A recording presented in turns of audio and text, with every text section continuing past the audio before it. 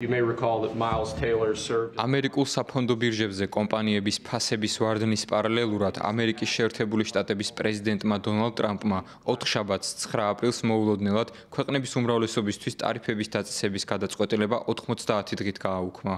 მანამდე სამშაბათს 8 აპრილს დონალდ ტრამპმა ჟურნალისტებთან განაცხადა, რომ ტარიფების შეჩერებას არ გეგმავდა, თუმცა ტარიფები შენარჩუნდა ჩინურ იმპორტზე და პრეზიდენტის ბრძანების თანახმად კიდევ 125%-მდე გაიზარდა. ტარიფების გაუქმების შემდეგ SP500-ის საფონდო ინდექსი 9.5%-ით გაიზარდა, თუმცა შეერთებული შტატების პრეზიდენტი აცხადებს, რომ ამ 90 დღის განმავლობაში ქვეყნებისგან შემოთავაზებებს ელოდება, წინააღმდეგ შემთხვევაში ტარიფები კვლავ აღდგება. აგრეთვე იმ ქვეყნებისთვის, რომლებზეც ტარიფები გადავადდა, სტანდარტული 10%-იანი ტარიფი მაინც იქნება. დონალდ ტრამპმა ჟურნალისტების შეკითხვებს უპასუხა და თავისი გადაწყვეტილება ახსნა. როგორია თქვენი სანდოობა? თქვენ თქვით, რომ ეს ტარიფები 4 შაბათიდან ამოქმედდებოდა და არანაირი პაუზა არ იქნებოდა, მაგრამ დღეს ტარიფებს აუქმებთ. როგორ შეუძლია ხალხს თქვენი სიტყვის დაჯერება? საქმე ამაში არაა, მოქნილი უნდა იყო. მე შემიძლია ვთქვა, რომ აქაა კედელი და რაც არ უნდა მოხდეს, მასში გავევლი. თუმცა კედლის გავლა არ შეგიძლია. ხანდახან კედლის ქვეშ გაძრომა, გარშემო მოვლა, ან კედელზე გადასვლა უნდა შეგეძლოს. ამ ბიჭებმა ეს ყველაზე უკეთიციან, არა?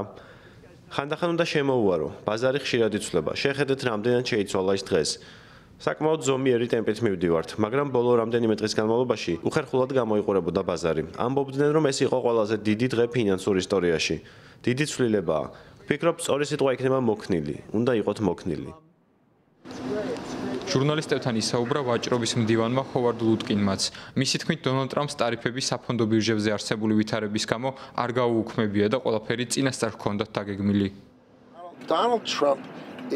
ამ პოლიტიკას დონალდ ტრამპი ხელმძღვანელობს. მას საუკეთესოდ ეხერხება მოლაპარაკებები და უდიდესი ადამიანია, რომელსაც საკითხი კარგად ესმის.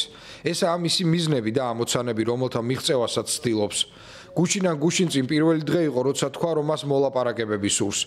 უამრავი ზარი შემოვიდა მას შემდეგ, რაც მან თქვა, რომ მოლაპარაკებები სურს. უბრალოდ გიჟური რამ მოხდა. ზარების რაოდენობა იმდენად ბევრი იყო, რომ შეუძლებელი იყო ყველა ამ მოკავშირე ქვეყნის პატივისცემა. ამრიგად, როგორ შეიძლებოდა მოქცეულიყავით, როცა ქვეყანა ამბობს, რომ სურს მოსვლა და ლაპარაკი, რომ იქნება გონივრული და სასაუბროდაა მზად.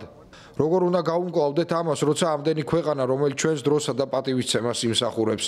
შესაბამისად, დონალდ ტრამპმა გადაწყვიტა ტარიფი ყველასთვის შეეჩერებინა და 10% დაეწესებინა. წავიდეთ და მოვილაპარაკოთ ყველა იმ ქვეყანასთან და ვნახოთ შეგვიძლია თუ არა ამერიკისთვის კარგი გარიგების მიღწევა.